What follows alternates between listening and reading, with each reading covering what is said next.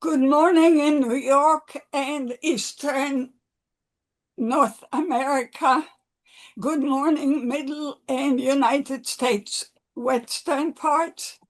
Good evening in the United Kingdom, Europe, the Middle East, and Africa. And thank you, whatever time of day or night, at all corners of the world. I'm Dr. Yael Danieli, founder and executive director of the International Center for Multi-Generational Legacies of Trauma, ICMGLT for short. Thank you for joining today's ICMGLT webinar on invisible exposures, the Radium Girls, and the origins of accountability for radiation protection. This International Center for Multi-Generational Legacies of Trauma webinar is ICMGLT's second side event held during the 2026 review conference of the parties to the Treaty on the Non-Proliferation of Nuclear Weapons that began on the 27th of April and goes on until through the 22nd of May at UN headquarters in New York. The webinar will address the enduring legacy of the dial painters whose work with luminous materials exposed them to lethal doses of radiation and whose campaign for justice changed the course of labor history in the United States.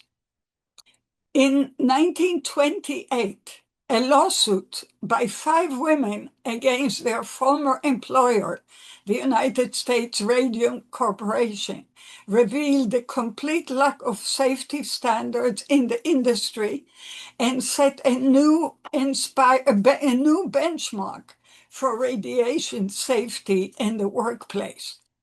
Their story has inspired documentaries, films, books, and plays. Radium Girls by D.W. Gregory is one of the most produced dramas in U.S. high schools and a frequent choice for university theater departments, with nearly 3,000 productions to date. Join the author with radiation protection expert David Allard and a panel of theater makers to discuss the depiction of this story in fact and fiction and its ongoing impact on new generations. Your moderator, I am a clinical psychologist, traumatologist, victimologist, and psychohistorian.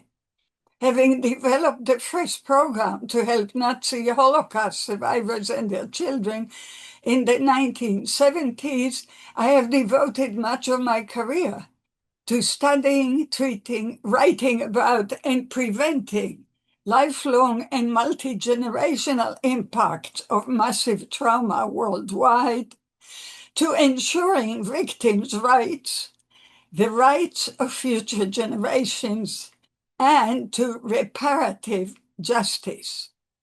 I conceive of psychohistory as we live history in the now, not merely as a list of past dates, events, and numbers, but as it shapes our decisions and ways of being today. This webinar would not have happened without the generous dedication of ICMGLT's repair awardee and advisory council members, playwright D.W. Gregory, who is also today's webinar's first speaker. ICMGLT repair excellent awardees D.W. Gregory is best known for Radium Girls, her most produced play, with nearly, as stated, with nearly 3,000 productions throughout the U.S. and abroad. She's currently developing a musical version with composer Stephen Alper and lyricist Sarah Knapp. Other works include the American Memoirs of a Forgotten Man, Molumbe's Million, nominated for Philadelphia's Barrymore Awards, and A Thing of Beauty, winner of the Southeastern Theater Conference's New Play Award recipient. Our second speaker, David Allard, has been involved in radiation protection for over 48 years, writes and lectures frequently on related topics, including cleanup of radium-contaminated sites. After 23 years of service, he retired as director of the Pennsylvania Bureau of Radiation Protection in 2022. He is on several national and international committees and current chair of the TMI Unit 2 Community Advisory Panel. He will tell you about it. Third, Jeremiah Kolkman has been an English and theater teacher at Cheyenne Central High for 20 years. He received his BFA in theater performance and a BA in secondary English education from the University of Wyoming.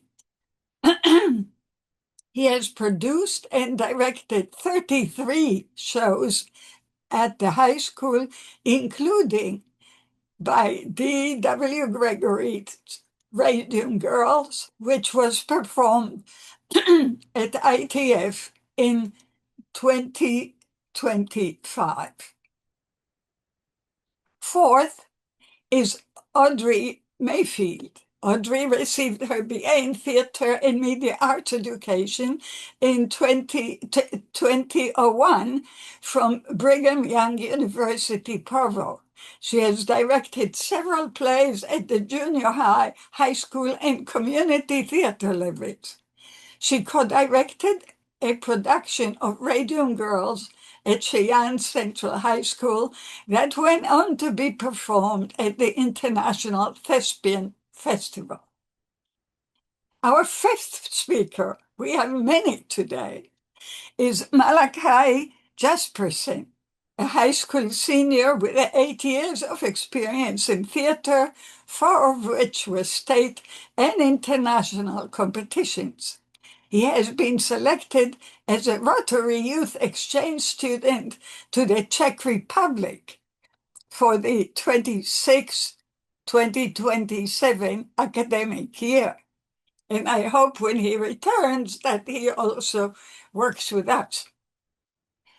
Our sixth speaker is Isabel Conwell, a senior at Cheyenne Central High School, experienced in theatrical performance and management, serving as stage manager for central production of Radium Girls has informed her perspective on arts and social advocacy. Isabel will attend Boston University in the fall to study music education. Seventh is Seth Gordon. We are back to the older folks.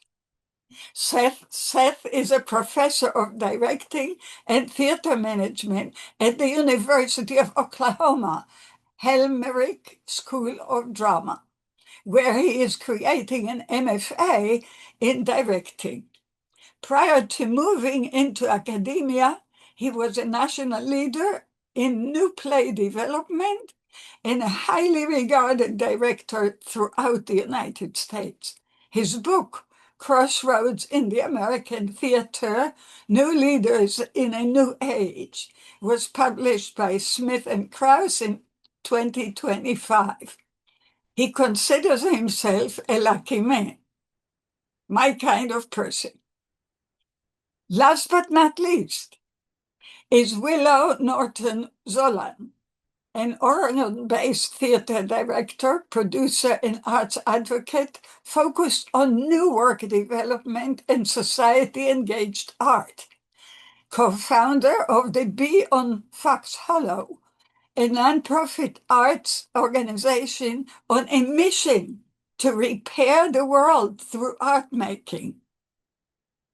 Willow will be directing the Bee's signature program, small batch production, a new work on, quote, repairing Oregon with visual performing and culinary artists in the summer of 2027 in Eugene, Oregon. You can see that this, like most ICMGLT's webinars, is definitely a multidisciplinary webinar. Within an hour after the conclusion of the play, you will receive the recording. We have an hour and a half for the webinar, though we have been known for a most engaged audience who keeps us longer. Each of our presenters will speak for around 5 minutes, 6 minutes. Following an interchange among the panelists, I will open the floor to questions or brief comments from the virtual audience. I will then invite our panelists to conclude today's webinar with their quotes, last words. Please use the Q&A or chat functions, and we will do our best to respond to as many questions or brief comments as we can. Feel free to direct your question to a particular author, panelist, or to the full panel.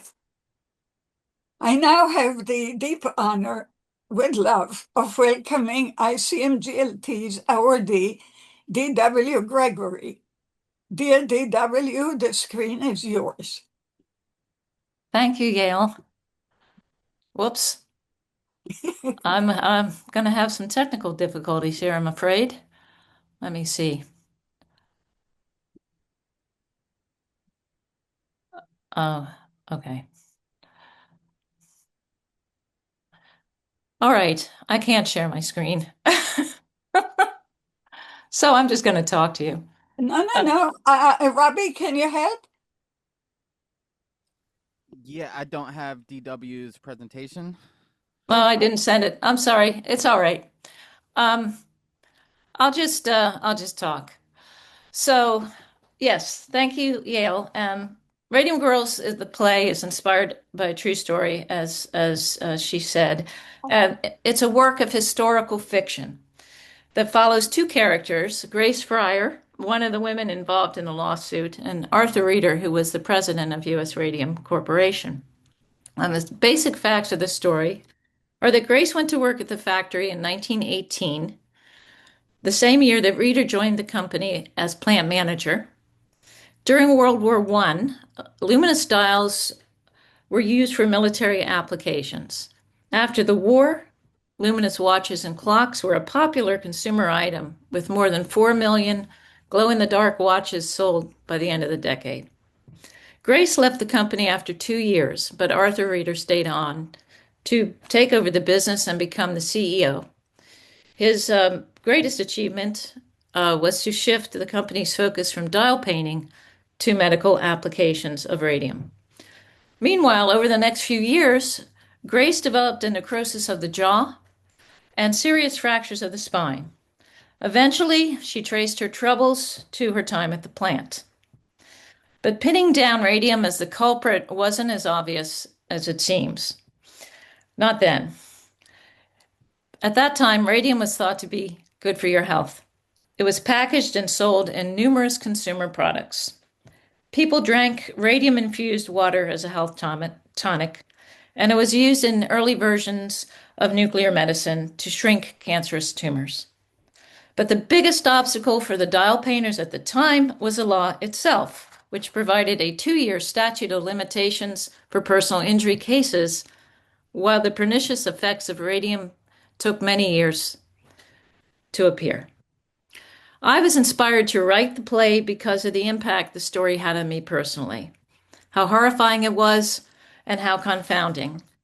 Even as evidence mounted that radium was at fault for the rash of illnesses in the plant, Reeder denied all responsibility and hired his own medical experts to tell him what he wanted to hear.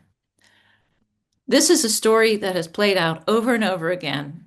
You can replace radium with tobacco, with fen-phen, with any number of products later found to be hazardous. The same patterns seem to apply. So one of the challenges of writing the play was to work the science into the fabric of the story. With a half-life of 1,600 years, radium is the gift that keeps on giving. But rather than attempt to talk about that, I asked David Allard to join us. Go ahead, David. Okay, thank you, DW, and thank you for the invite, and Dr. Yale, appreciate the time here. I'm going to share my screen here. I've got way too many slides, but we'll see if we can zoom through this. There we go. There we go. Okay.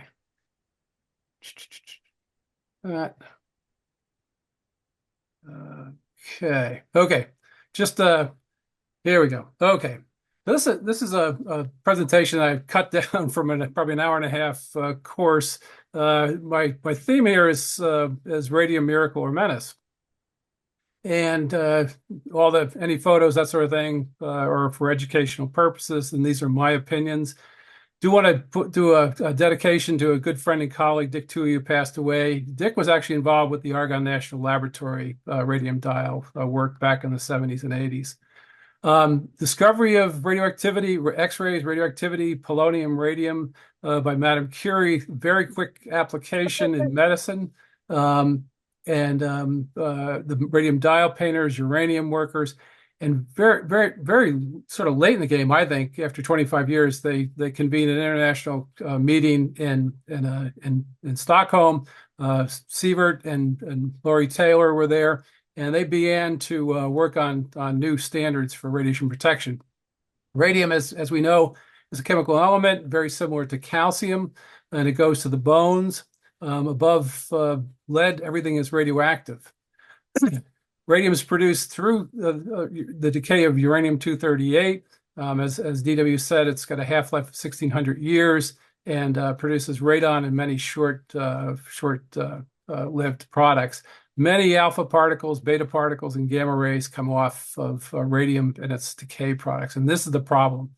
The energy deposition, as those particles and waves go through this tissue, deposit energy and potentially can cause cancer.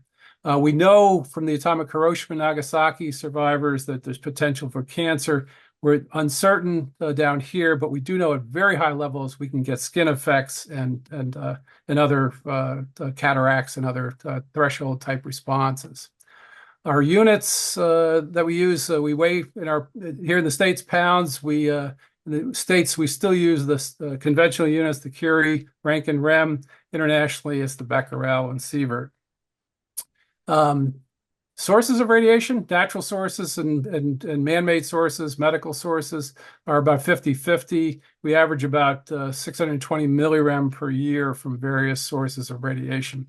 Here in Pennsylvania, we've got a lot of radium from the radon in the soil and rocks. In 1898, the Curies discovered polonium and then radium and presented this. They shared the Nobel Prize in physics with Becquerel. Third one. You want to read a good story on radium production. Pennsylvania produced most of the radium in the United States in the teens and early 20s. And Joel Lubenow and Ed Landa's book, it's a virtual, you can get this off the Heinz History Center. Madame Curie actually visited the Standard Chemical Works and then went to DC to receive a gram of radium from the Women of America. They raised today's dollars about $1 million to buy a gram of radium for Madame Curie. And she donated an instrument to the College of Physicians in Philadelphia and was there in May of 1921. We did a tribute to Madame Curie, and this link's here. It's all recorded on the college's website. So back in the 20s, the teens, 20s, 30s, if you had cancer, it was either X-rays, radium, or surgery. And radium was coming into vogue, as DW mentioned. It was quite successful in some areas, close therapies, cervical cancer, for example. But it was really the start of the whole medical use of radioactive materials. The Belgians produced a lot of radium in the 30s. They produced these radium bombs, started teletherapy, close therapy, superficial treatments. And as why we're here, this webinar today, the Radium Girls industrial uses included during the, as DW mentioned, the use in gauges and watches before the First World War. This fellow von Schacke invented a material, zinc sulfide, that made this paint glow in the dark. But sadly, they were tipping the brushes with their mouth and ingested this radium, and it went to their bones. The U.S. radium site in New Jersey was about a $40 million Superfund cleanup. Dr. Harrison Martland, a medical examiner in New Jersey, was instrumental in raising some of the issues and the health effects of the Radium Girls in New Jersey.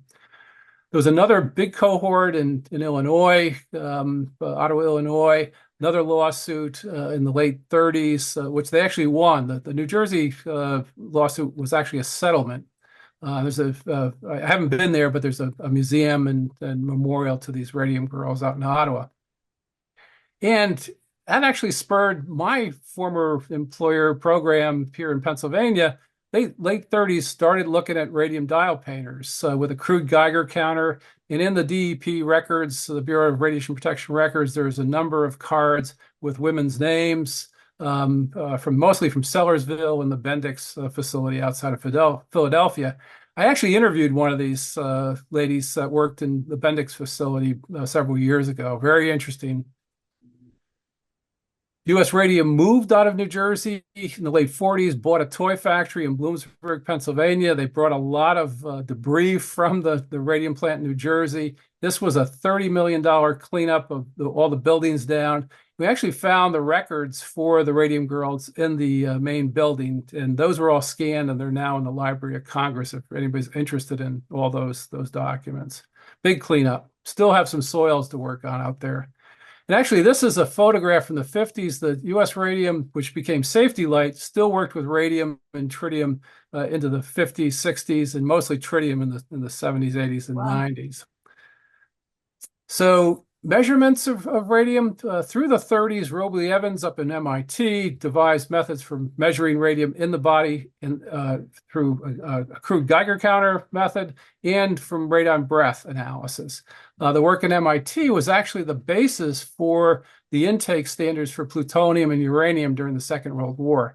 All this work was continued during the 60s, 70s, 80s, and into the 90s by Roland and his staff out at Argonne National Lab. And in fact, it's still being studied today, the radium dial painters. As was mentioned, the development of standards came out of this conference in 1928, became just recommendations. Laurie Taylor brought them back, formed a group in the National Bureau of Standards to look at all this. But interestingly, the focus was on external hazards for thresholds to prevent side effects from effects such as skin lesions and blood changes, blood cell changes and ratios.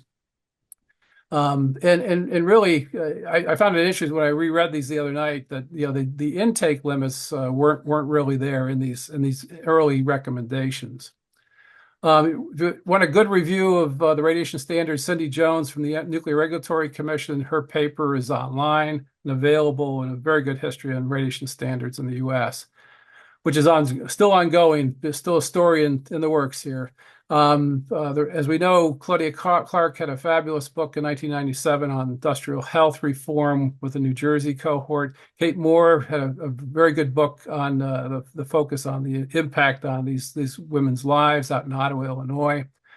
And as we all know, this fabulous play that DW did back in early 2000s, late 1999. I first saw it in May of 2000 up at Seton Hill outside of Pittsburgh, and I've seen it several times since. And brava, DW. As I mentioned, these studies are still ongoing. These radium dial painters are part of a 1 million-person study done by the National Council on Radiation Protection and Measurement. Nicole Martinez just published this. This is an open access article on the effects. In radiation protection, we want to protect workers, the environment, patients, the public, but we do have these social and political influences. And I think this is a good, thing that the history is telling us with the Radium Girls. Lori Taylor, who lived to be over 100, was the head of the NCRP for many years. I love the statement, radiation protection is not only a matter of science, but it's a problem of philosophy, morality, and utmost wisdom. And boy, is that hold today. The standards that the ICRP produced in the 50s, 60s, 70s, 90s into the 2000s are still in the works, and we want to justify, optimize, and limit radiation exposure. Number of federal agencies, the Atomic Energy Agency was split to the NRC and DOE, but all these agencies have radiation protection standards at the federal level, but interestingly, it's at the state that they're implemented, state level. And these are the current radiation limits for public, patients, workers. There's only one limit for patient, that's mammography. And just to kind of finish up here with this last year, this time, President Trump issued an executive order, many orders focused on implementing, streamlining the nuclear power, development of nuclear power in the U.S. and licensing U.S. nuclear power. And to the NRC, he directed to adopt science-based radiation limits. In particular, NRC shall reconsider the reliance on the linear no threshold model and the radiation exposure constructs known as the lowest reasonably achievable standard. This is not true. NCRP has shown that the L&T relationship is in fact based on science. So, just to finish up, radon seeds, we have all sorts of medical applications. I remember changing over from radium sources to cesium at Albany Medical Center years ago. The teletherapy that's developed, photon, electron therapy, now proton therapy is just huge in saving lives. And nuclear medicine, can't forget nuclear medicine for diagnosis. It's a good article on the legacy of Madame Curie and radium in the 21st century in medical science. Again, asking the question, is it a miracle or a menace? Truly, these women, terrible effects, bone carcinomas, necrosis of the jaw, and all sorts of effects from the ingestion of radium. But I think, looking at the big picture, I think the miracle is really where we've evolved with radiation therapy and such. So, and just lastly, a couple of things to think about in our discussion, other radiation-related transgenerational issues. There's a laundry list, and I'll just leave it there. And so did I make it in 5-10 minutes? Well, let's continue. Okay. Thanks for the data. It's Okay. thanks for for being so informative. And let's move to the theater world again. Back. Jeremiah, the screen is yours. Okay. First of all, thanks for the introduction. Thanks for having me, and everyone, thanks for participating in this. This is a really cool experience. As said before, I'm Jeremiah Kolkman, and I teach English and theater at Cheyenne Central High in Cheyenne, Wyoming, United States of America. I directed Radium Girls in the fall of 2024. But I first wanted to direct it back around 2020, but this was right before we knew COVID was going to get as heavy as it did. And so I had to go on the back burner. But I first heard about Radium Girls through a book by Kate Moore. And as I researched more about radium, I stumbled across the fact that it was a play. So I became fascinated by the story, and that I didn't even know existed. It definitely wasn't in any of my history courses in high school or college, and so I wanted to just learn more about it. But of course, being a theater guru as I am, I decided to read the play before I read the book, and I realized that it was very dialogue heavy. And although I've directed dialogue heavy plays before, this one had a very profound message that I didn't want lost in other forms of theatrical distractions, such as maybe a very large cast and ensemble, which the play allots, a very active set, because I really wanted the audience to get the message. And although I think they still would have, that was my focal point when I directed the play. I personally chose to have a cast of 9 members, and even though the play allows for, I believe, almost every single part, if I can minimize that, I decided to go that route. But by doing so, that means I needed to have a very powerful cast to make that work. And what this really means is that the the characters would have to be able to change on the spot. They sometimes literally on the stage. And so what I ended up doing is, since I wanted to do it once COVID was able to be released us from doing more plays or whatever, it took me 4 years before I could find a cast that I believe was strong enough. So I've been really wanting to do this play for quite a while, and I was blessed to be able to come across all these kids that wanted to help out with it and did a really wonderful job. Um, and so what I did to begin it was very unorthodox. I decided to hold auditions in the spring rather than when the fall started with all of my students. And I did that because I knew that maybe some 8th graders were coming up to the high school. And of course, here it's 9th grade, just to give them a shot if they needed to. However, my goal was for them to have the scripts over the summer. And this is crucial because I wanted them to get the dialogue out. They needed to know that because my focus was going to be on the characterization. I really wasn't thinking much about the set, dramaturgy, and the costumes. I really wanted the characterization to be there. And yes, there were some things that I wanted out of the characters, but I ultimately wanted the students to own it. Meaning, if they were doing one part, what did they get out of when they read something? What did you get out of what you researched? How did they feel about the certain situations? And I wanted them to come back to me with a little bit of an idea.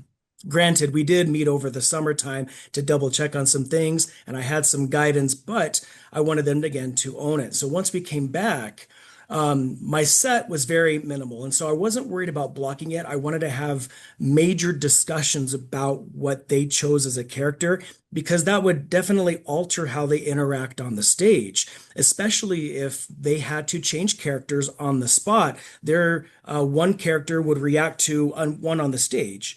But then when they're changing on the spot, that very character would also have to then interact with the same character, other one on the stage in a totally different way. And it was mind-boggling to some of my students when this was occurring because it felt overwhelming at first. And so, but I believe they were able to handle it. They did a really good job with it too. The the set, again, like I said, was minimal. And so I'll go ahead and bring that up real quick.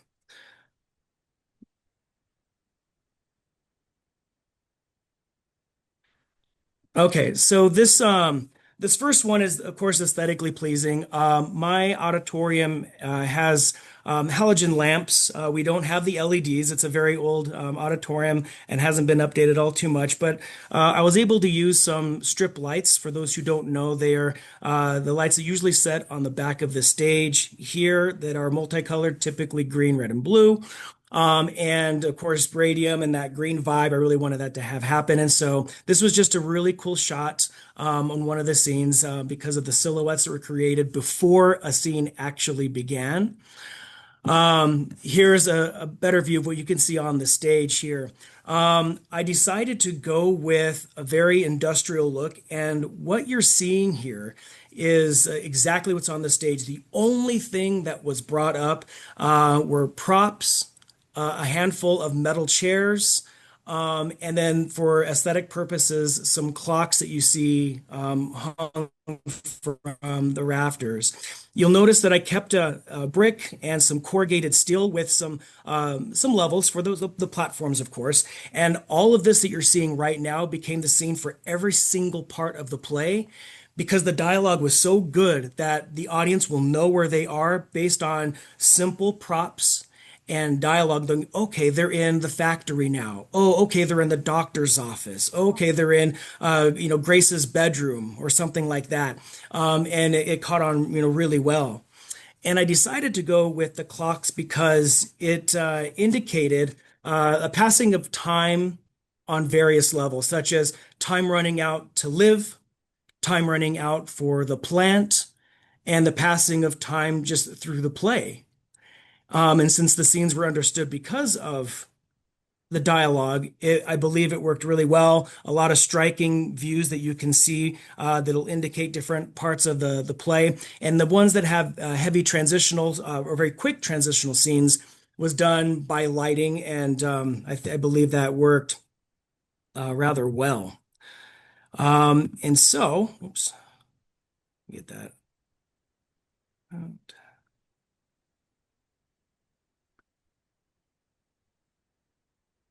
I don't know if I'm still screen sharing right now or not. Okay. Okay. Anyway, so that was my take on it and my set, and that's kind of where I went from there. Oh, wonderful. Thank you. Thank you so much. You make it very alive. Audrey, please take the screen. Okay. My name's Audrey Mayfield. I was actually the co-director with Jeremiah for Exactly. Radium Girls at Central.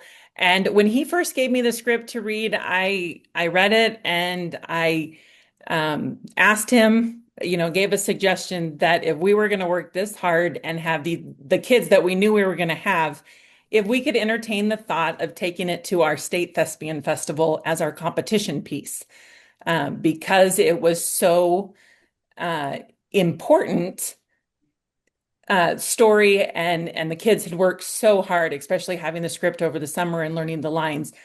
And so we did take it to our Wyoming State Thespian Festival as our proscenium competition piece.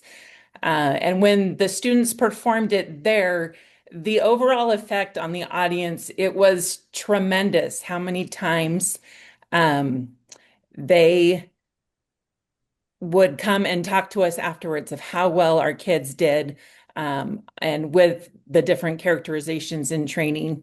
And so with that, we have the opportunity to the International Thespian Festival enter Wyoming for the chapter select for the states. And so the way our state works is the one who received the highest score is the chapter select. So Central was chosen to be chapter select for the ITF festival in Indiana. And so we took it there, and it was very eye-opening to perform for the nation and to be that chapter select. And then also our students having the opportunity to meet DW was very impactful on them to be able to meet the playwright and have that opportunity. So that's what I have to say about our experience with it. That's lovely. Thank you. We will have more questions later, of course. And Malachi, please, tell us, talk to us. All right. So hello, my name is Malachi Jasperson. I was one of the performers for Coltman and Mayfield's production of Radium Girls. And I got the script. I had never heard of the show before until I got it in May of last year. And I really had a hard time figuring out how do I get all of these characters to work. I had the most amount of characters out of the entire cast. I had 6 different people that I had to play. So I had a... Sorry, we have an announcement. That's what happens when you take students in school. My apologies. Yeah, so my main character, Charlie Lee, was the vice president of the company, and so he was my only reoccurring character. Yeah, so I got to be this antagonist, and at the same time, I had to be um, a doctor that was being paid off by the company and a doctor who was writing papers against what the company was doing and cautioning them and saying that they were doing something wrong.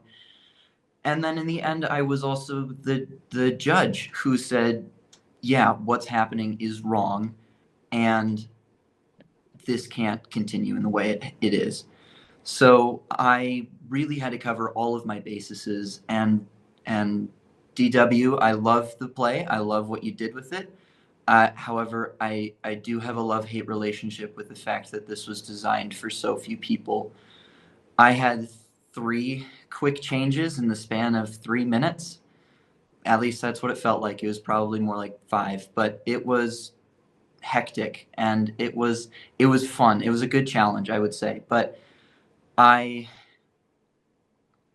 really did enjoy getting to be a part of this production, and I mean, Miss Mayfield touched about it, but I was approached by so many people, if they were teachers, if they were students, if they were whomever, after we had performed the show, and they all just said, that was phenomenal. That was amazing. I had no idea. And I can say with confidence, we made so many people cry with that show. And I had a particular, my scene that I had, my favorite scene that I had was my confrontation with Mr. Reader, the president, who got to a point in the story where he was like, maybe we should just settle. This isn't worth our time to continue and drawing out. And I had to say to him, no, we have to fight for our company. We have to fight against these women. They don't have any grounds to have basis on. And it was to me as an individual goes against all of my morals. I can't even sit and think and ever say something like that and knowingly hurting somebody and lying about it. But I do truly think that out of all of the characters, whether they were morally gray or not, I do think I was the antagonist, and it was a challenge to portray him, and I think I did it well. I don't know. I'd have to ask my directors and friends about that. But I mean, that's my little spiel on, as from an actor's point of view, what that show meant to me and how I was able to achieve it, I think. Before you actually acted, when you had the summer to read, Mm-hmm. what did you feel when you first read the play? Oh, I don't think I really got it until we started performing and rehearsing together. I read through it half a dozen times. I never learned my lines until we started performing on the stage. Sorry, Mr. Kolkman, but it really did feel like it was important. I mean, I know that when we heard that that was the show we were doing, there were several people in our cast that knew of the story and were moved by it and were excited to do it. To me, it was just another drama until I actually found my characters and I found how I was going to portray them. And I guess it took time, but it has impacted me and it will continue to impact me. And I hope that answers your question. You did. Thank you so much. And Of course. Isabel, please join us. Hi. I'm Isabel Conwell, and I was the head stage manager of Cheyenne Central High School's production of Radium Girls. In my role as stage manager, I handled ensuring all the technical pieces of the show run smoothly, so I was more in the backstage part. And with this included like assisting our makeup crew with applying. We had this glow in the dark balm that we applied to our actresses' mouths and teeth in a scene in which three of the most prevalent dial painting roles are trying to scare one of their coworkers by painting their teeth with the radium paint. So their teeth and their mouths. And that was something that had to go on really quick, be taken off really quick, and that's how a lot of our technical pieces were. It was just a very quick moment that still had a lot of really big impact in the piece, as well as a bunch of costume changes. I had moments where even I was on stage bringing on jackets and transitioning, because we had transitions that occurred even within the page. For example, from a scene where the Arthur Reader is confronting Dr. Von Sachaki about the dangers that he's figuring out his company is doing with these girls, while also changing so that our Von Sachaki is a different character and he's one of the lawyers, and just very quick, snappy things that I had to help make sure were going right so that our story wouldn't be confusing to the audience. And because if it were confusing, that could then limit a lot of the impacts of it.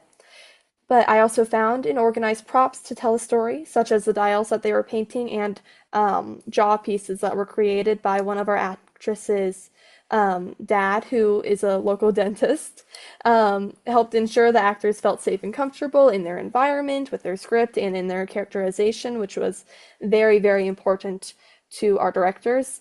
And worked really closely with our directors to ensure that their vision for the show and that the show's original message, that is just so powerful, were both being portrayed accurately. And throughout the process of the show's production, I fell in love with not only the story, but the way it impacted and sparked wonderful conversations between everyone who interacted with it, from cast and crew to every audience member, to even people who were interacting with those who had interacted with the play.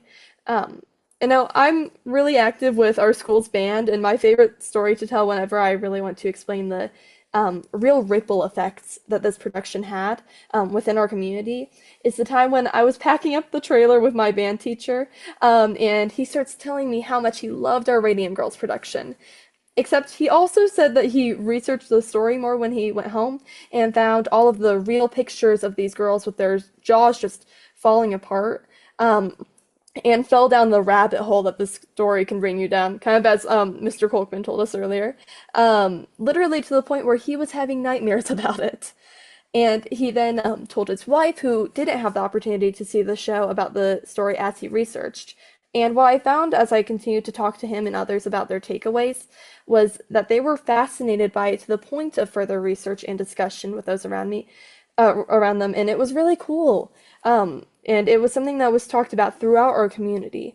And I don't think I've ever been a part of a show that has had such wide range of impact, even beyond those who actually went to see it. And personally, I have always been very passionate about ethics and corporate ethics and the environment, and the story struck me throughout the year I worked with it. It's really an incredibly well-written story about a historical example of corporate corruption and the dangers of not having the knowledge of what can result from dangerous corporations that disregard the well-being of workers, consumers, and the environment. And honestly, this has sparked a conversation in my own home and with the people around me, and just an interest in my own mind in why this story is so important to be told right now. And I think a big reason it's important, especially in communities like mine, which is a smaller, more blue-collar heavy workforce community, is actually with the increase of artificial intelligence. With this increase of AI in every field, nearly every field, data centers are being built at an incredibly fast rate, especially in smaller communities like Cheyenne. And so these data centers actually take away land that could have been used for agriculture in our largely agricultural states. They pollute our water and much more, let alone the way that they can and are taking advantage of workers in a way that very much echoed the way that the Radium Girls were being taken advantage of, especially because a lot of the workers in our community do not understand the true impacts that these data centers can have, and that artificial intelligence can have. But I'm also a fierce proponent of the idea that knowledge is power, which is why I'm very thankful that we were able to share this story with not only the Cheyenne community, but the Wyoming community at large, and then the national theater community, which was an amazing experience. Because I think that everyone who has an experience with the Radium Girls play is another person who has just that much more knowledge and that much more power that they can use to defend themselves and their communities from corporations that will and are trying to take advantage of them. And so I'm really thankful that the Radium Girls play has now given power back to these communities, who, in my opinion, need it more than ever. And I also think it's really given me the opportunity to think critically about the changes occurring in the world around me. And so I want to thank D.W. Gregory for writing such an incredible play with such incredible impacts. So thank you. Thank you. Such wisdom. Yes, knowledge is power. I believe too that knowledge is responsibility. And as you said, you must share it too. It's part of the responsibility. Yeah, thank you so much for this very clear wisdom. And Seth, please take the floor. Thank you and good afternoon, everybody. Thank you so much for having me here. I want to, first of all, I'm Seth Gordon, and I teach at the University of Oklahoma in the School of Drama here. And I directed a production of Radium Girls that was produced here at the university in November of 2022. I first became aware of the play, actually long before that, with its premiere production at New Jersey Rep, which was in the year 2000. I'm good friends with an actress named Mary Bacon, who played the role of Grace in that production. And so I went out to see it and was struck by the play and spent many years interested in directing it after that, and finally got my opportunity many years later. The actors who participated in the play were all very eager to do so. They all knew the play well. As it's been mentioned, the play is very heavily produced at high schools and colleges, so they all knew it. The popularity in that age range has as much as anything else to do with the multiplicity of good parts for young women in that age range. But many of them also get to know the material and the source material. For some, it's the first time they've been introduced to the idea that theater can speak about issues that affect our everyday life. If you would show the first photo, please. I want to show you some photos of the production that we did of Radium Girls. We used a form called Expressionism. Many of you may be familiar with it. In case you're not, in very general terms, Expressionism is a form that depicts a very small human in a much larger world that fails to recognize their humanity. And that was something we thought was appropriate for the production. This production was acted, managed, and designed by students in our BFA program. I was the only professional who participated. Everyone else was a student. All of the students who participated in this production have since graduated and are now pursuing their careers. If you can move on to the next slide, please, so that people can see another view of the production. The set was designed by a designer named Abby Nauber, who is now working as a scenic artist at Oslo Theater in Florida, just about the largest professional theater in that state. The costume designer was Jillian Humber, who is now freelancing as a costume designer in the Dallas-Fort Worth area. The lighting design was by Kate Stapp, who is now freelancing as a designer and an assistant designer, both in lighting and sound in New York City. And even the photos, if you would move on to the third one, please. The photos were taken by a student of ours named Drew Lotter, who is now working at a marketing firm in New York that services Broadway productions. All of the students responded to the issues of the play, including that of the dangers of radium. Thank you for sharing the photos. You can stop screen sharing now whenever you're ready. They responded, however, far more to two other issues that are at the forefront of the rising generation of Americans who are thoughtful about the society they're inheriting. One is the relationship between people who work and the people who employ them, and the power that the employers hold, sometimes corruptly, over those who work. The other is the issue of immigration. The actors were very struck by the manner in which those with money and power in the play viewed those who came from other countries to work in this one dismissively, if not with disdain. They were especially struck by the treatment of Italian immigrants in the play. This, of course, is 2 years after the murder of George Floyd, and it did not occur to our students that the term people of color is flexible, and that Italians were, in this time period, seen as people of color.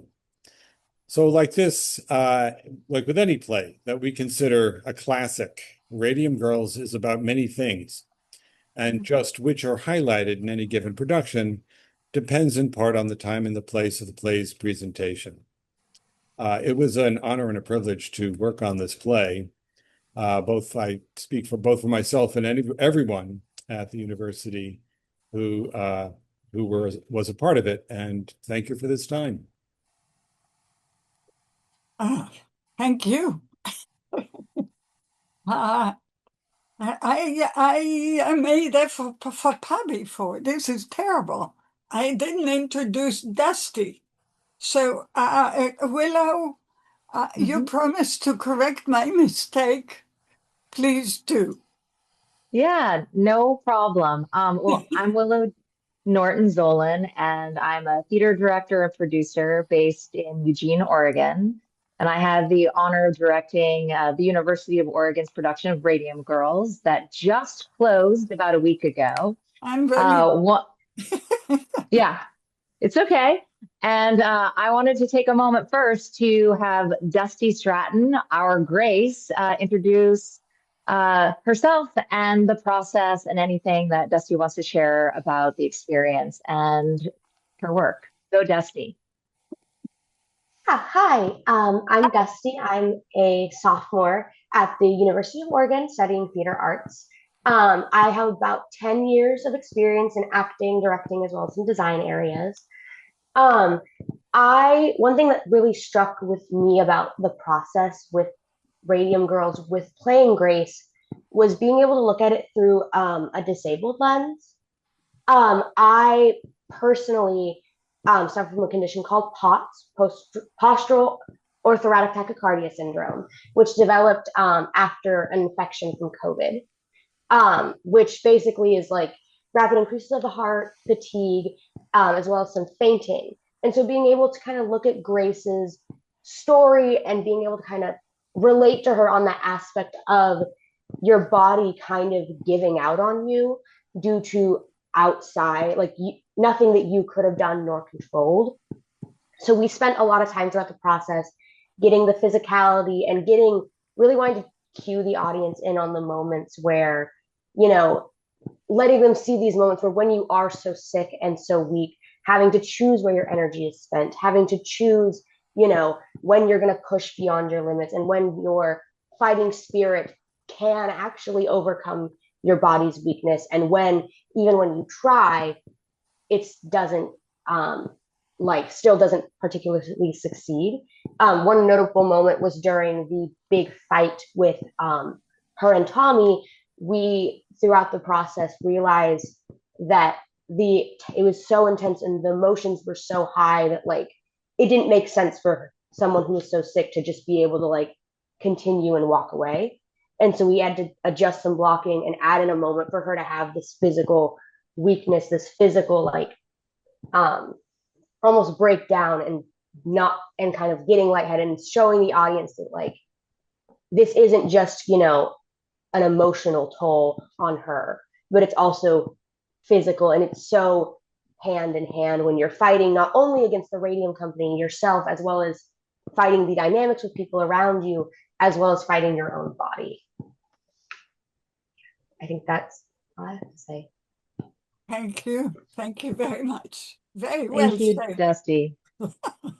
Well, what can I add?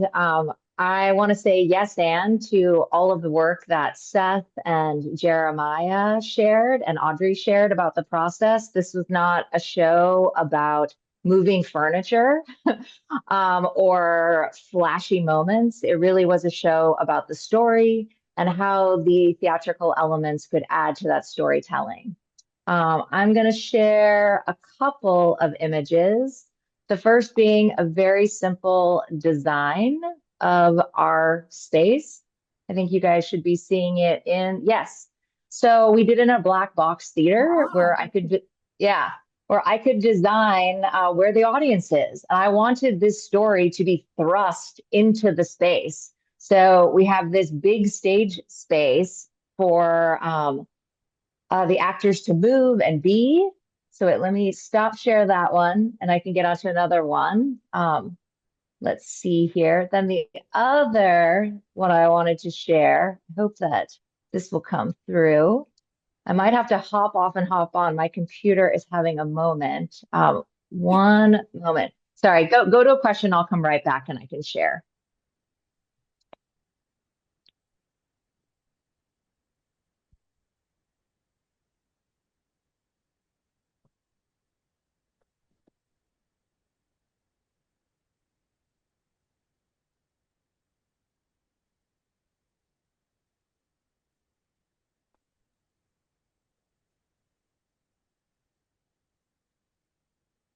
Okay.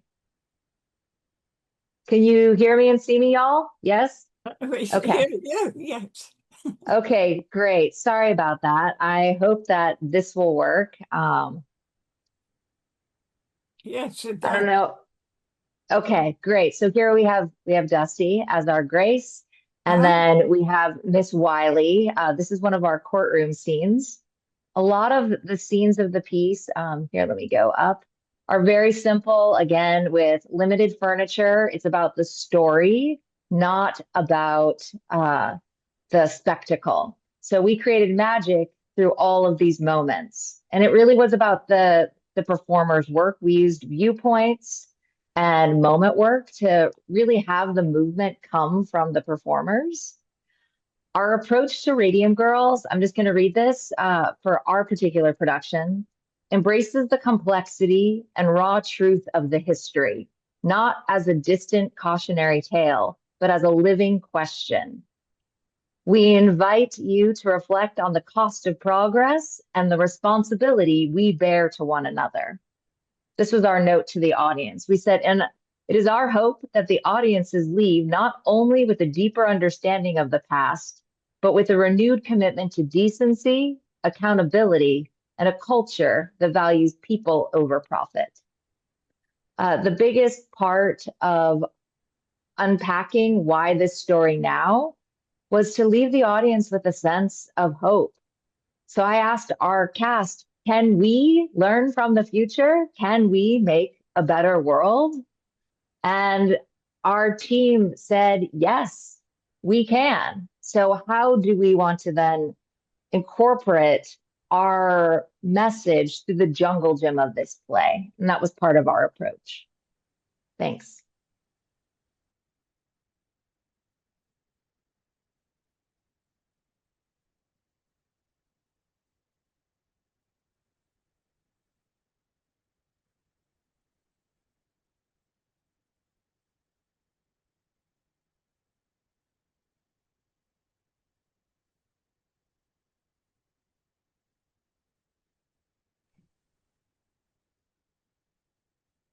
Hello? Oh, good.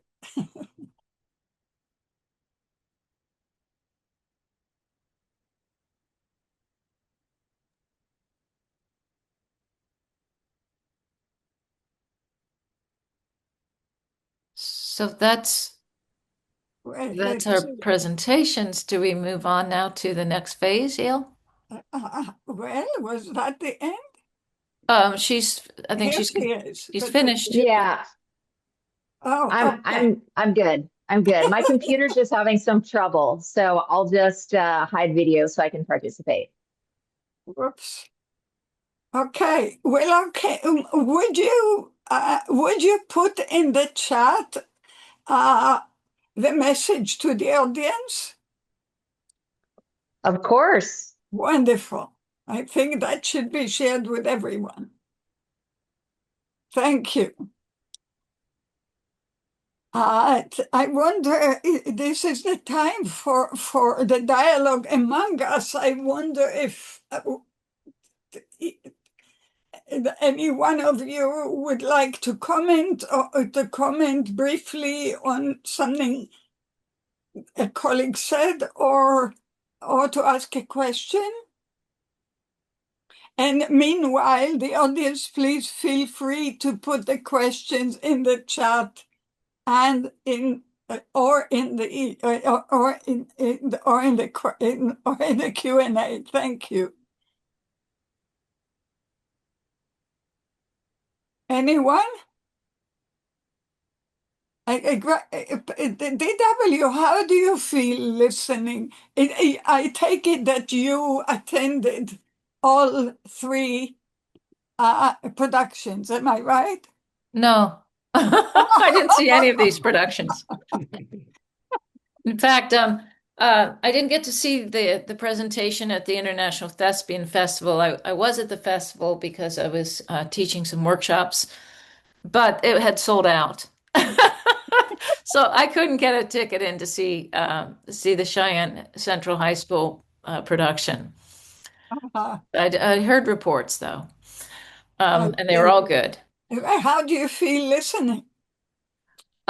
It's very interesting hearing the different takes on and seeing the different production shots. Yes, and Willow notes her production sold out as well. It's very interesting to see how much from one production to the next, how much is similar and yet realized in such different ways. I thought they're all really cool to see. So what that says about the bones of the play, I think the bones are in place. That it has a pretty strong structure, and I think that is what informs a lot, and the play informs a lot of these choices. And you're seeing, even though like the images, you could see similarities in some of the staging, and yet they're realized in very different ways. So that to me is cool to see. And I was intrigued by what Seth had to say about the students, how the students kind of latched onto the treatment of immigrants in the play, which is something that I was conscious of when I was writing it, of how who was the out group in the 1920s, and it was Italians. The whole Sacco and Vanzetti trial, I think, took place at, can't remember anymore. I think it was the early part of the decade. But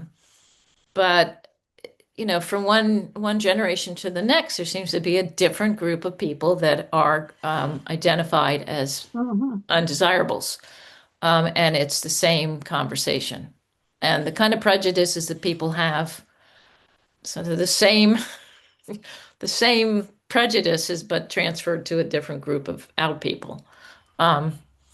So that was kind of cool to hear. That that became a focus for some of the students. Well, I'll just say social justice at the time was, 2022 was coming out of the pandemic. It was something that was very, that there was a very strong awareness of it at the time. And so it was the thing that the students latched onto and made the play very current for them.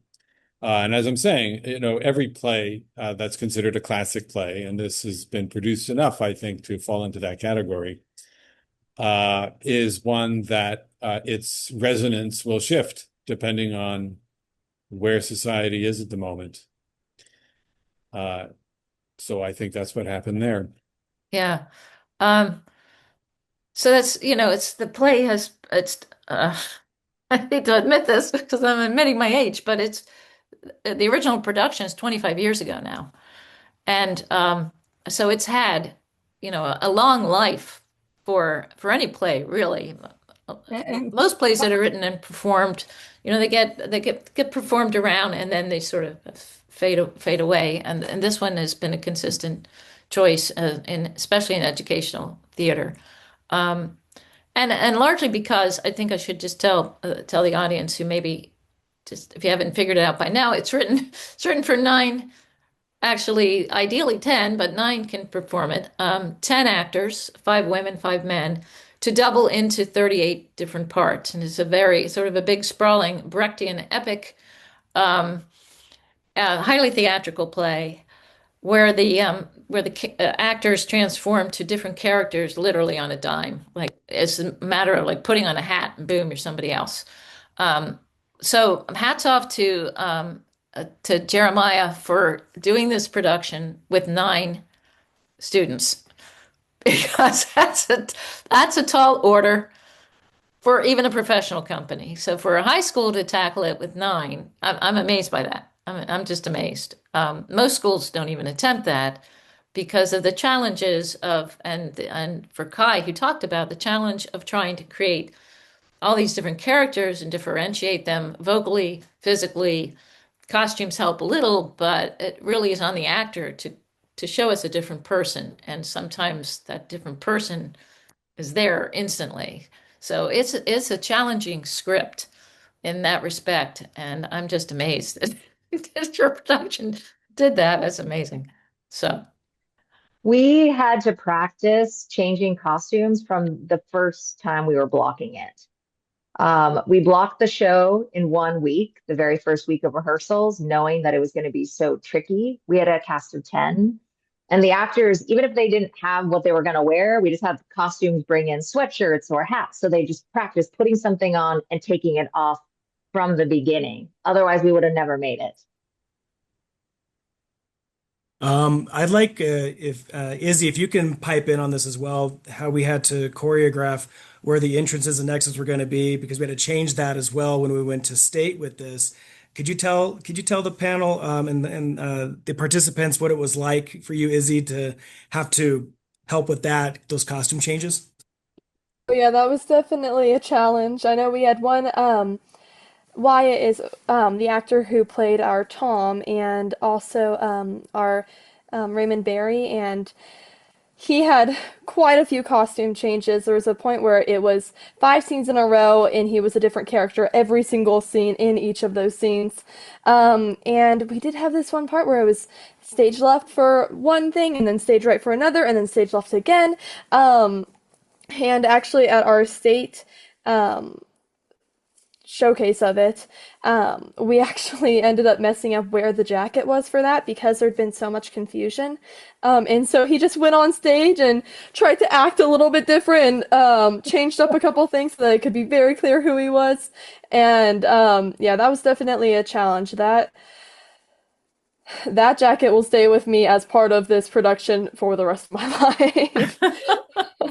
Yeah, I just remember trying to rush backstage at the University of Wyoming. I've got the jacket in my hands and I am just sprinting over there, and he just has to go on and act like everything's fine. But that was definitely a challenge, but I think that's part of what makes this play so fun and so engaging, and why they were able to come up with such strong characterization, because it was a need. I also just want to mention that, first of all, that for those of you who are listening to this who are not of the theater, this is not a completely unusual or unique situation. There are musicals and Shakespeare. There are many instances in which actors will play several roles in one production, where they might play 2 or 3 roles in the span of 10 or 15 minutes.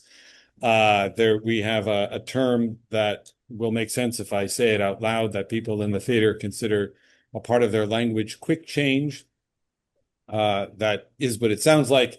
And so these things are really what we traffic in on a regular basis. What was a little bit more unusual for us, and perhaps for the other productions as well, and that our audience has latched on to more so then seeing actors in different costumes playing different characters, which to some degree they're used to, was dialect work. Because there were so many immigrant communities that were represented here, people from New Jersey being represented in the state of Oklahoma, people who are Italian immigrants, people who are Irish, people who are a variety of things. It was a wonderful opportunity for us as a training ground to teach our actors the different dialects and how to navigate moving from one to the other, just as much as they're navigating costumes from one to the next. And that became very much a part of the characterization shift as well. I'm thinking also about the emotional acrobatics of this play. Not just the changing the costumes outside, but how the different identifications. Malachi mentioned, right, to move from the bad guy to the good guy. What does that do? Dr. Danielle. This is truly a national. We hear sounds from different part of the country, not just voices. Dr. Danielle, if I may elaborate on what you're asking about. For me, it was, I don't think we really started with, and Isabel might correct me, but we did not really touch costuming for a while in our production. A lot of it, and why we decided to audition so early, was because Copeman and our production team wanted us to figure out how can we portray our different characters with the bare bones. And so a lot of what I did was my characters would sound different. They would stand differently. They would walk differently. From the deeper voice and state of mind that the judge had, to basically my same speech cadence and talk of, this was Charlie. Charlie was, he was really at the core of things just me. And so that was a huge part of our production, more than just, do we have the costuming and can we do these quick changes, so on and so forth. It was mostly, can you on the fly switch? So if that costume change goes wrong, you still have a character that you can portray. And so that was that's really what it came down to. So We do have an important message on the chat from Karen Conover. Robbie, would you put Karen on? Karen, would you be willing to say it rather than just to write it? I think it's very important. Yes. Back to reality. Go ahead, Karen. Okay. You can simply read your chat. Okay. I'm sorry you can't see me. Yeah. When I shared, I'm a woman religious sister of charity, the Blessed Virgin Mary in Dubuque, and when your information about this webinar came up, I was very fascinated because I knew some of it, and this was a response immediately from one of our associate members who lives in Chicago. She wrote, "A deceased friend of mine who graduated from St. Mary High School in Chicago in 1947, and that was a school where my sisters taught, it doesn't exist anymore, told me about her aunt, who was one of the Radium Girls. Her aunt excitedly moved from Chicago to Ottawa, Illinois, as a young woman to work in this new factory to paint radium dials for watches and clocks. She returned to Chicago sick. She lived with my friend Peggy, her mother and grandmother, until she died a painful death. Peggy remembered her bedridden, screaming. She was still a young woman when she died." Oh my goodness. Yeah. That's the Radium Girl 2, right? How my they goodness. live after. Oh yeah, that case in Ottawa. What's really horrifying Thank about you. Thank you, Karen. You're Uh-huh. welcome. what's horrifying about that Ottawa case, but horrifying to me, is that that factory was operating into the 1930s, well after the New Jersey case was settled. The New Jersey case was a huge, it made headlines all over the world. It was a big media circus. And there's no way that the people who are operating the factories in Ottawa could not have heard of what had happened in New Jersey. And yet they were doing the same thing. They were operating the same way. The women were pointing the brushes on their lips, getting the fine brushes that they would Sure. put on their lips to get a point, because it was such, the dials are very small. That is the one that I was so totally confounded by that. Yeah. My play focuses on the New Jersey case, and I didn't get into it, but Kate Moore gets into it in her book. Claudia Clark talks about it in her book, and there's a whole nother play somebody else wrote about that Ottawa case. Yeah, Um, DW, you and I talked about this, and the other night as I was going through some of the early standards that were developed internationally and that came to the States through the National Bureau of Standards, as I read over these standards from the 30s, I was also surprised that the New Jersey case and the Ottawa, Illinois case, that none of this ended up in sort of professional standards. Is more focused on medical applications, uses of X-rays and radium. Exactly. Yeah, yeah, and it wasn't until after the war, but they actually, with the MIT work by Roby Evans, they did utilize the studies that Roby Evans had done for setting the limits of intake for plutonium and uranium during the Manhattan Project. But it wasn't until after, that the internal limits were really codified after the passage of the Atomic Energy Act. So, but yeah, yeah, it surprised me too. yeah, it's just stunning how I don't know. Profit motive can blind a person or something. I mean, and the thing is that I Please, think there's also an excellent documentary. I should put it in the please put chat it in the chat. Everything that can educate for more. anybody who's interested and wants to know more. Check Yes. out a Put documentary what called Radium City, directed by Carol Langer. This is about the Ottawa case, the Ottawa factory, and she interviews a surviving dial painter at the time. Now, this was made in the 80s, so the people she features are probably long gone. But it's a fascinating um, um, examination of what happened in Ottawa. And then the guy who started the company out there, I think it was Standard Chemical, but I'm not sure. I can't remember anymore. Yeah, it came out Um, of standard. Yeah, but I think his name was Kelly, yeah, the guy Joseph. who ran that, he ended up dying of cancer himself.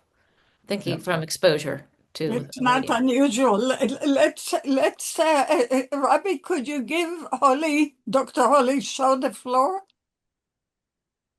Holly, are you here? I am. Okay, go ahead, please share with us. I'm not seeing a way to put my picture on, but I commented that Forget the picture, just the way Robbie hasn't figured it out yet. So okay, that's fine. I've seen the play and I've seen the documentary, and I wrote that I wish I could think about this as something ancient that has been solved. However, my oldest son is suffering with lung cancer following colon cancer, that he was never a smoker or a drinker, but he was exposed to toxic materials with the US Air Force in what they called burn pits. Now, they've had these burn pits for decades. I don't know how many, but at least well over 25 or 35 years. And according to the clinicians, they are classical exposures to toxins, yet the toxins are classified so that they are not able to identify what toxins they have been exposed to. Um, and I also wrote that my son, I'm furious that the government has allowed this to happen to so many people. And my son feels fortunate that he only has colon and lung cancer because many of his peers are suffering very much worse diseases, all exposed to these toxic burn pits. So this is not ancient history, and we still have these occurrences, whether for money and commercial purposes or other purposes, just regular individuals are suffering. As a trauma specialist myself, I'm highly activated by all of this. But I think that this, is a wonderful example of how literature and humanities really can facilitate healing from trauma and also stimulate advocacy and activism in a way that just political rhetoric cannot. So I'm really grateful for this creative program and to all of you for presenting it. Thank you. Thank you, Holly. I'm so sorry to hear about you, boy. Thanks. And I'm always here, so. Thank you. Yeah, I can share with you, in addition to what Holly said, that what in my writings, I call it the conspiracy of silence after trauma. And I did my doctorate on it in 1981, 82. And we're talking about breaking silence. Several of you said that your audience, even some of you, never heard of this before you read the play. So the play is not just making this alive. It actually informs people, perhaps for the first time. So we can speak a great deal more about the role of theater. But to humanize, of course. But let's make this a topic for some more webinars. We are always multidisciplinary. Our center is multidisciplinary because we believe there's no way to know, quotes, the truth, just from one standpoint. But listen, just to reflect on this conversation, and I see that exactly. I'm so glad, June Makijani, that you're saying that atomic veterans. Thank you so much. Last year we had actually a webinar on atomic veterans and children of atomic veterans.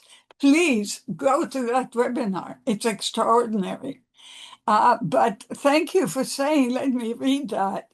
Atomic veterans who were exposed at Bikini and marched into ground zero at the Nevada test site went through similar experiences, with the government saying as late as the early 80s that internal exposures were insignificant, despite official documentation to the contrary.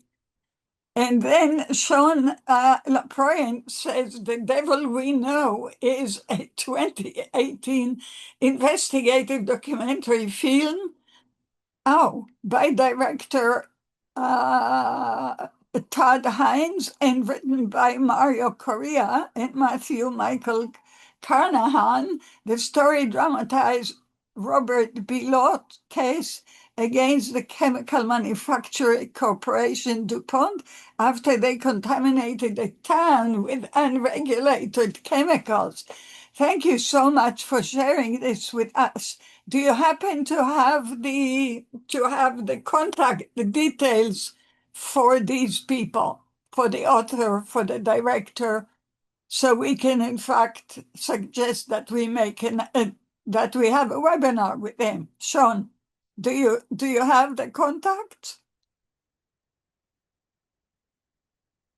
Sean?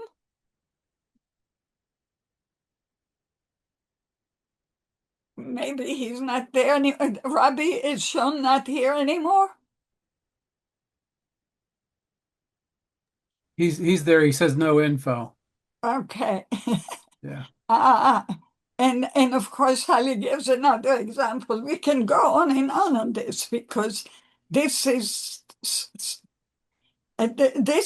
why part of why Radium Girls, the play, is so important, because it sheds light not only on that particular place, particular time, but on examining these issues. And the willingness to, or the unwillingness to examine them, to look at them, to understand. So Holly added Toxic Hot Seat, Washington Post Pulitzer Prize winner, HBO, Triangle Shirtwaist Factory fire led to major changes in workplace safety and information. Yes, in a way we can always celebrate that indeed these cases ended up with, quote, justice. And yeah, we ought to celebrate that. But look at the suffering that takes place until that point. And Karen also says the daughter of a parishioner of ours in San Francisco was jogging past 3 Mile Island when it had the meltdown. She died of cancer very early in her life. Yeah, that's the cost. So while we celebrate the justice we get, so many victims not only suffer, but lose their lives. We are over time.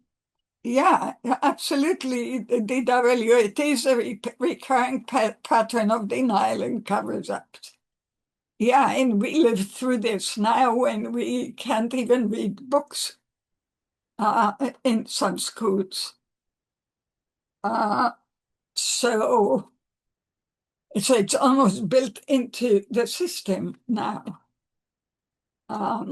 So the time is up, but I don't mind if there's more conversation. I think it's very important to do. I also wanted, it is already shared with DW, that I wanted this webinar to happen exactly during the NPT meetings. So other countries, not only the United States, other country representatives and people from other countries will hear about it, perhaps use it as well for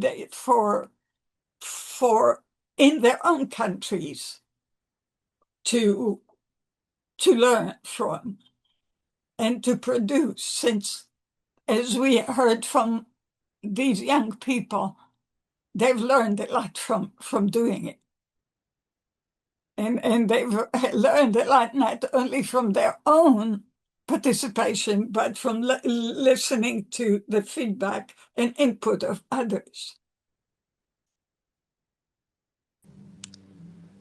Dr. Daniele, if I may, as one of those young individuals who did learn about these things and is continuing to learn more about the world that my generation is inheriting, I have always had a very strong sense of I am part of the next group that has to take care of this world. And if we don't take care of it and we don't take care of each other, then there is no possible way of moving forward with anything. And so, I mean, I know Isabel has touched on it, and I'm sure Dusty has some beliefs of her own into it. Mine is that I am I guess I call myself a realist optimist. I do see what the problems in the world, and I see the frustration, and I feel that frustration, but I do have a hope that it can and will be better. And I think that on the individual level, we can make differences. And so, I mean, I would love to discuss with you, Dr. Daniele, about different outlets on how I can get involved. And I sent an email last week, but I truly do hope in my own life and with what I do as an individual that I can make an impact. If it is with radiation, or if it is with something else, I know with being a part of Rotary, I'm into other aspects. They're credited with basically eradicating polio and now looking at malaria. And so I care deeply about this world and the people who live in it. And I really hope that my generation can make a big difference in changing some of these things that we're seeing, especially with the Radium Girls. Thank you. I'm very moved. I think probably everybody is. Thank you. May I share with you back that we have a youth division in our center. So we have some high schoolers who are now going to college. So if Isabel, Dusty, Malaka, if you want to join, that would be lovely. And you will help. You will help. The future is in your hands. And you may not know, but in the last few years, we have adopted the rights of future generations. You have rights for yourselves. So, and as you said before, Isabella, rights involve responsibility, and responsibility and knowledge means power. And all of this is connected, and the need to share it. And Isabel, you might even do it with music, who knows? Right? There's so many ways. There was just in New York, just closed, an amazing opera called Innocence.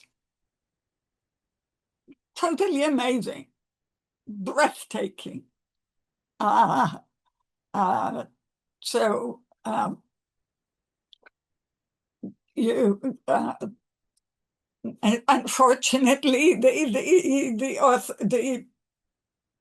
the person who wrote it, a woman, is no longer with us. So, but every field we can do our best. So, and that's what we're here for, indeed.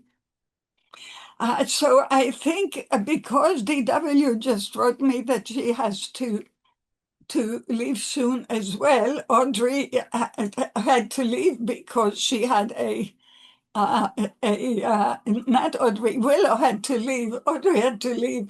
And these are all people working today, right? Teachers, students. You have no idea how much I appreciate you being with us and doing this with us. So how about for those who are still here, let's go from the end to the beginning in terms of last words.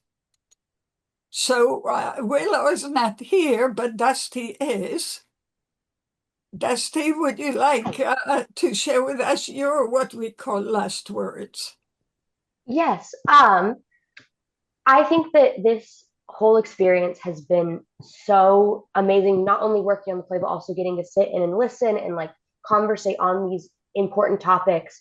And I think what makes this show so powerful is the fact that, like, while this happened so long ago, a lot of the threads of what went so wrong with so many of these women are still here, with medical neglect, with companies taking profit over humans being able to like be safe and everything like that, as well as the treatment of those who are suffering from disabilities or illnesses brought on upon by these outside forces. And so I think it's really powerful to let audiences in on what is going on so that then they can go and say, wow, this was so interesting, and learn so much more. Thank you. Thank you so much. How about Malachi? In a way, you already said, but I'm sure you have more to say. Of course. I would say that in my own opinion, physically the radium killed these poor girls, but I do think that apathy was the true killer behind all of it. The neglect that happened, the ideas that conspired, that all that mattered was money, and that was the motive. And when you dehumanize anyone, if they're your workers and employees, to racial motives or whatever, so on and so forth, apathy is what is tearing everything apart. And I wish that more people would see that, and I hope that I can help in some way, and I would love to continue, if that's over email or whatever, to continue exploring me. You all have my email, so no problem. Thank you.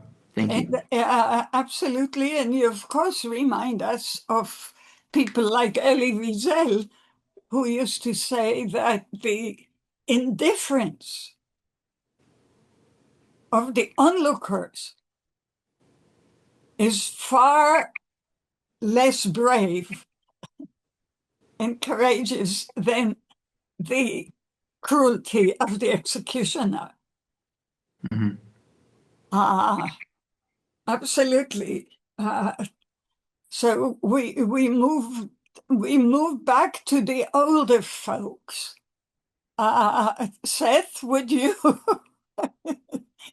please? My parting words, sure. Well, first of all, thank you for doing this and for having me. It's been a pleasure to speak to you and to hear what everyone else is contributing. And I guess my final words are that this play and this webinar, my hope is that the big takeaways for people are not just about radium, but also about the power of live theater. Not Absolutely. just, thank you. Yes, theater evokes empathy, and that's its greatest attribute. And in this case, empathy not just for the political circumstances or the historical circumstances of this play, but also for the brave women who suffered and whose story we're all trying to tell and remember here. And so the power of theater is something that I think is always going to be a strong factor in human existence. Yes, absolutely. Well, DW knows I'm an addict, so, yeah. But where's Jeremiah?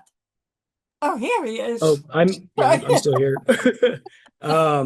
Yeah, I just wanted to say thank you for having me. Even just listening to other people, learned quite a bit. I thoroughly enjoyed, just on the theatrical side, to listen to Willow and to Seth and about their productions. I believe there might have been a mistake or something happened with the production photos on my end, perhaps, but that's okay. It is what it is. But I loved just seeing that, the technical side. And so thank you. My, I guess, parting words would be, yes, please go out and support the fine arts. Go watch as many places you can. You may learn something, or you might be inspired to continue learning something that you actually watch. So get out there and see the plays. Thanks. Seth, you also reminded me, and you reminded me, and DW knows this, that we formally have a working group in the arts. But you guys seem to get very busy. But those of you who are interested, please write to me, because the arts are so important, both to maintaining life and to keeping us feeling, as Seth said, and being able to empathize. So please feel very free. I don't like goodbyes, so anyhow. So, David, please. Thank you. I want to thank DW and you, Dr. Absolutely. for the invite. This is very informative. My wife and I, we love live theater and live music, and You too. I You think too. Wow. I think this is really a powerful play and really puts a face on all these unfortunate women and other workers in these radium industries and other, radiation related scenarios where you've got all these terrible effects. It's one thing to be a medical health physicist studying all this and practicing radiation protection and medical physics for treatment diagnosis of cancer. But it's another thing to sort of experience this live through these plays. And again, I've seen this play several times and hopefully be looking forward to the musical version. DW, Oh, yeah. keep me posted. Yes, indeed. I saw it only once, but I read it too. And I could see it again and again. One thing we didn't even mention is how it affected their personal relationships. Remember, the play conveys that too. You remember that in the play? Oh, yeah. The marriages, etc., etc. The play yeah. You did a genius job, my friend. DW, I'm talking to you. Yeah. Yeah. Parting shots. Well, it's hard to sum it up. I think my takeaway from listening to all of this is how much of and the what was put in the chat regarding some of these other cases, which I saved the chat so I can go look these up later. Absolutely. That the pattern that played out with the case of the U.S. Radium Corporation is a pattern that plays out over and over again in so many other industries. And what we saw with what Dr. Shaw had posted about her son in the burn pits and the federal government, this pattern of denial, a pattern of covering up, a pattern, and how much, and almost always you find out that when people say we didn't know anything about this, we weren't aware, certainly were, and very much aware. It's just kind of stunning that we see this over and over and over again, and it seems to be baked into the human condition. Something about this, that's what I'm afraid of. Yeah. Yeah. I would share my dissertation with you. Well, you can email it to me. But at the same time, it's also a story about resilience and courage and people who push back and people who stand up. And we see that playing out with a lot of these other cases also. So it's the best of us and the worst of us. I'm afraid this is a good place to stop. Very somber. You will keep us informed when the musical comes out. Is it going to be opera or musical? It's a musical. Musical, okay. Not a musical comedy. Comedy? No, I said not a musical comedy. It's a musical drama.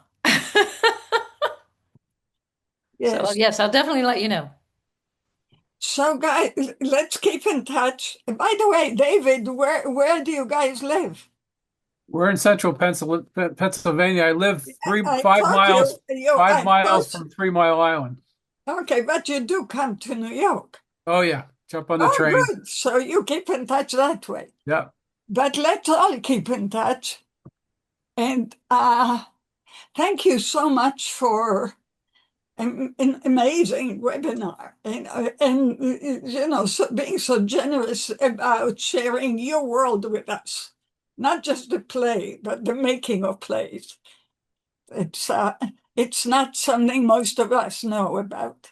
So thank you. And